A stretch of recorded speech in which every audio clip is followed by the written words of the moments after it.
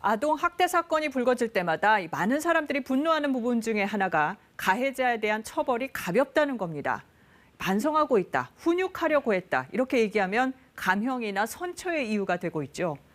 이 정부가 앞으로 최고 형량을 22년으로 늘리고 훈육하려고 때렸다는 이유로는 형을 줄이지 못하는 방향으로 수정안을 내놨습니다.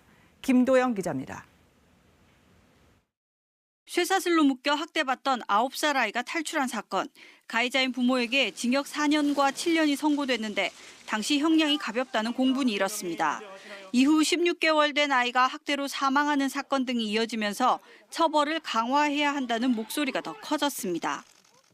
처벌 강화 요청이 2021년 6월 기준 1,500여 건으로 양형위원회 접수 의견의 대부분을 차지하였습니다.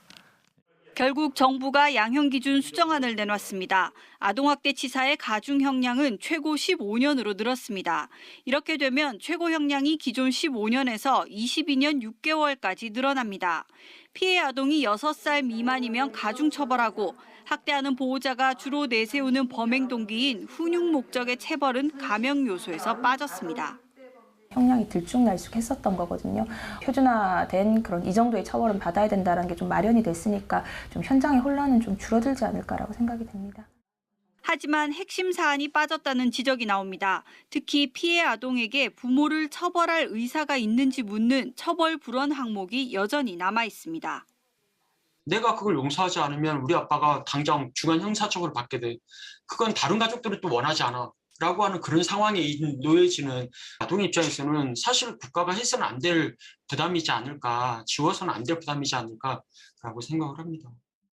증거나 이런 거에 있어서 아이한테 기대는 부분이 좀 더 많아질 가능성이 있을 수밖에 없어요. 그러면 그 과정에서 아이를 어떻게 보호할 것인가. 강화된 아동학대 양형 기준은 양형위원회를 거쳐 다음 달 중 최종 확정됩니다. KBS 뉴스 김도영입니다.